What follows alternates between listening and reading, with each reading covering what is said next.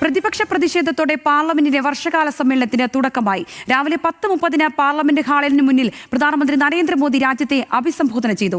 Operation സിന്ദൂറിലൂടെ ഭീകരാക്രമണത്തിനെതിരെ 100% ശക്തിയിൽ തിരിച്ചടിക്കാനായെന്ന് മോദി പറഞ്ഞു. ശുഭാൻശു ശുക്ല ഉൾപ്പെട്ട അന്താരാഷ്ട്ര ബഹിരാകാശ സംഘത്തിന്റെ നേട്ടത്തെ പ്രധാനമന്ത്രി അഭിനന്ദിക്കുകയും ചെയ്തു. എന്നാൽ നടപടികൾ ആരംഭിച്ച അല്പസമയത്തിനകം പ്രതിപക്ഷ ബഹളത്തെ തുടർന്ന് സഭകൾ പ്രക്ഷുബ്ധമായി.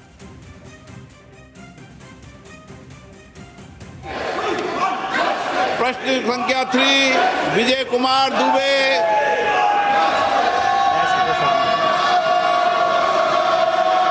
माननीय मंत्री महोदय, दुबे जी हैं, पूछ लिया मंत्री जी।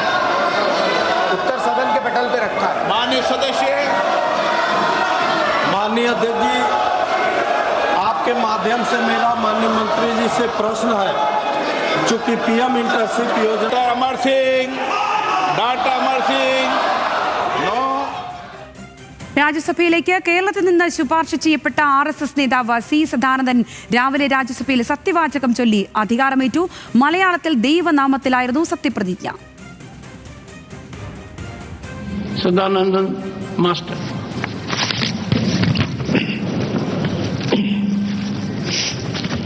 ഞാൻ സി സദാനന്ദൻ മാസ്റ്റർ രാജ്യസഭയിലെ അംഗമായി നാമനിർദ്ദേശം ചെയ്യപ്പെട്ടിരിക്കുന്നതിനാൽ നിയമം വഴി നിലവിൽ വന്ന ഭാരതത്തിന്റെ ഭരണഘടനയോട് നിർവ്യാജമായ വിശ്വസ്തതയും കൂറും പുലർത്തുമെന്നും ഭാരതത്തിന്റെ പരമാധികാരവും അഖണ്ഡതയും ഉയർത്തിപ്പിടിക്കുമെന്നും ഞാൻ ഏറ്റെടുക്കുവാൻ പോകുന്ന കർത്തവ്യം വിശ്വസ്തയോടുകൂടി നിർവഹിക്കുമെന്നും ദൈവനാമത്തിൽ സത്യം ചെയ്യുന്നു.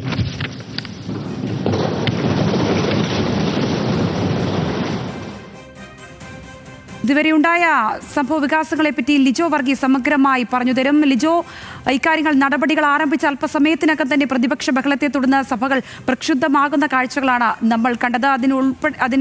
അതിനിടെ ഇപ്പോൾ സി സദാനന്ദന്റെ അധികാരമേൽക്കലും നമ്മൾ കണ്ടു. എന്താണെങ്കിലും ഇപ്പോഴും രാജ്യസഭയിൽ കാര്യങ്ങൾ പുരോഗമിക്കുകയാണെന്നാണ് മനസ്സിലാക്കുന്നത്. എന്തൊക്കെയാണ് ഇന്ന് സംഭവിച്ച ഇതുവരെയുള്ള കാര്യങ്ങൾ സമഗ്രമായി?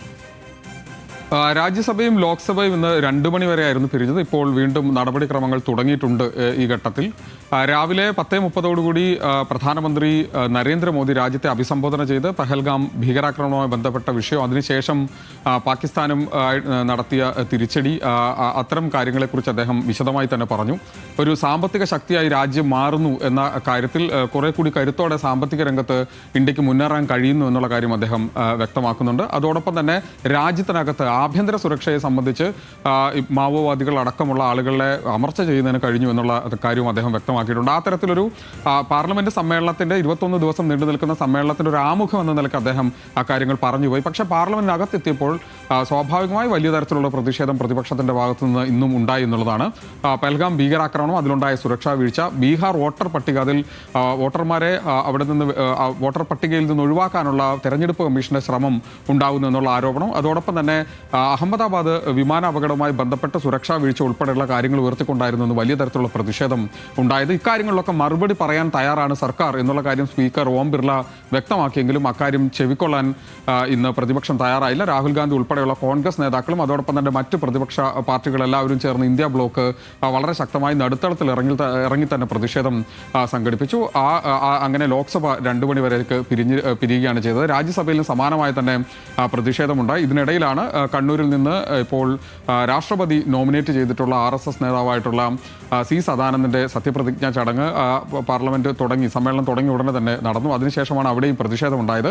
രാജ്യസഭയിൽ പക്ഷേ വിമാന അപകടവുമായി ബന്ധപ്പെട്ട കാര്യത്തിൽ വ്യോമയാന വകുപ്പ് മന്ത്രി കുറെ കൂടി വ്യക്തമായി വ്യോമയാന മന്ത്രാലയത്തിന്റെ വിശദീകരണം എന്താണെന്നുള്ളത് വ്യക്തമാക്കാൻ ശ്രമിക്കുന്നുണ്ടായിരുന്നു. തുടർന്നും സമാനമായി തന്നെ പ്രതിഷേധം ഉണ്ടാവാനുള്ള സാധ്യത ഉണ്ട് എന്നുള്ളത് തന്നെയാണ് നമ്മൾ മനസ്സിലാക്കുന്നത്. ഇക്കാര്യത്തിൽ എന്താണ് പ്രതിപക്ഷത്തിന്റെ ആവശ്യം, ആ ആവശ്യത്തിൽ സർക്കാർ എന്ത് നടപടി സ്വീകരിക്കും എന്നതിനെ ആശ്രയിച്ചിരിക്കും പാർലമെന്റിന്റെ തുടർന്നുള്ള സമ്മേളന നടപടികൾ എന്നുള്ളതാണ് നമുക്ക് മനസ്സിലാക്കാൻ കഴിയുന്നത്.